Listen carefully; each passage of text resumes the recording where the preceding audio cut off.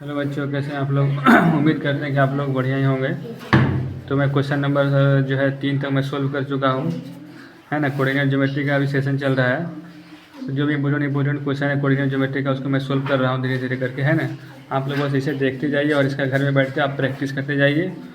उम्मीद करते हैं कि आपको इससे बहुत फ़ायदा होगा और एग्ज़ाम के अंदर आपको क्वेश्चन बनाने में आसानी होगी, है ना। तो इसको चलिए कैसे सोल्व करते हैं इसको आइए देखते हैं, है ना, किस तरीके से सोल्व किया जाता है। तो ए का नियामक क्या लिख देंगे -5, -2, और बी का नियामक क्या लिखेंगे 3, 2। वाई एक्स का नियामक बोलेगा तो क्या लिखना है आपको यहाँ पर, इसको सी मानना है, 0 वाई लिखना है, ठीक है। अगर एक्स एक्स का नियामक बोलता है तो क्या लिखते हैं हम x0, वाई एक्स का अगर नियामक बोलेगा तो 0 वाई। ए सी बराबर हो जाएगा बी सी, क्योंकि लिखता है इतना तो बिंदु निर्देशांक ज्ञात कीजिए तो इतना बिंदु से समदूरस्थ हो,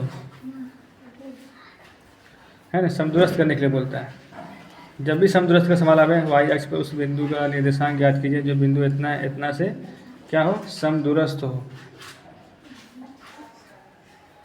क्वेश्चन थोड़ा छूट गया था, मैं दोबारा लिख दे रहा हूँ। तो जब भी इस तरीके का क्वेश्चन रहेगा तो क्या करना है आपको, जो बीच में जो पॉइंट होगा ये दोनों के बीच की दूरी और इधर से इधर ये दोनों बीच की दूरी हमको निकालना है। तो ये क्या हो गया, ए सी मतलब 2 बिंदु हो गया, यानी 2 बिंदु के बीच की दूरी फार्मूला हमको लगाना है। फार्मूला क्या होता है बच्चों, x2 - x1 का whole square plus y2 - y1 का होल स्क्वायर, और बराबर में भी क्या लगेगा x2 - x1 का whole square plus y2 - y1 का होल स्क्वायर। उसके बाद बच्चों करना क्या है आपको कि x2 का मान क्या होगा, ए सी में हमारा x2 का मान क्या होगा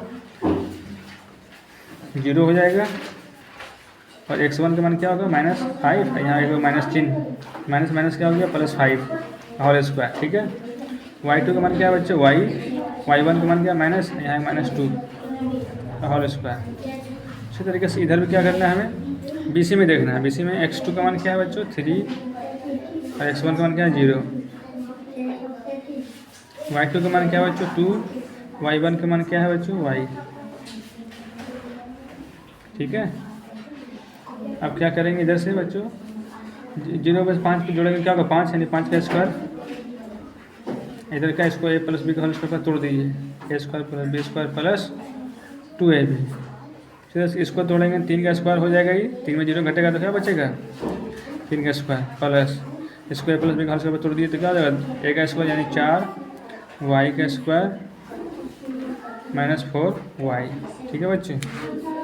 क्या करेंगे रूट बराबर है, चाहे काट भी सकते हैं चाहे इसको लुप्त भी कर सकते हैं। क्या करना है इसका y² + 4y, और इधर क्या हो जाएगा 25 और 4 29, मैं डायरेक्ट लिख दे रहा हूँ, ठीक है। ये हो जाएगा आपका यहाँ पर -4y + y², क्या हो जाएगा 9 + 4 यानी 30, यानी कि 13। उसके बाद क्या करेंगे बच्चों, यहाँ से सबको एक तरफ करेंगे, ठीक है। इसको इधर लाते हैं तो क्या होगा उधर माइनस में, तो सबको इधर चिन्ह क्या हो जाएगा चेंज हो जाता है, -13 = 0।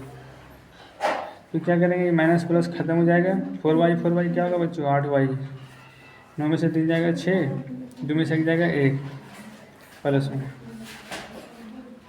यानी कि 8y = -16। इसको काट देंगे 8 दूनी 16। तो बच्चों क्या हो गया y का मान -2। तो निकालने के लिए क्या बोला था, अतः y अक्ष का नियामक क्या माने थे हम 0 y माने थे ना, तो 0 तो हमारा रहेगा, y का मान के यहाँ पर क्या आया -2, है ना। उम्मीद करते हैं कि आपको ये वीडियो अच्छा समझ में आया होगा, फिर क्वेश्चन अच्छे तरीके से समझ में आया होगा। जब भी इस तरीके सवाल रहेगा वाई अक्ष का नियामक क्या होगा, तो आपको क्या करना है वाई अक्ष का नियामक क्या लिखना है, आपको 0 y लिखना है, ठीक है। अगर x अक्ष का नियामक अगर पूछे तो आपको क्या लिखना है x0 लिखना है, यहाँ पर मान लेना है, ठीक है। समदूरस्थ बोले यानी सम मतलब बराबर, तो बराबर भागों में क्या करेंगे बीचों बीच बांटेंगे। तो यहाँ पर जो भी मानेंगे x अच्छा है, या तो फिर y अक्ष जो भी कहेगा सवाल के अंदर, तो उसके बाद फिर क्या करेंगे यहाँ से ये 2 बिंदु के बीच की दूरी फार्मूला इधर लगा देंगे, इधर दोनों बिंदु के बीच की दूरी फार्मूला इधर से लगा देंगे। इसको आप चाहें तो अलग अलग करके भी हल करके दोनों को फिर बराबर कर सकते हैं, या तो फिर एक साथ भी दोनों को आप लेकर के चल सकते हैं। तो तो उम्मीद करते हैं कि आपको ये वीडियो अच्छा लगा होगा, समझ में आया होगा। शुक्रिया, धन्यवाद।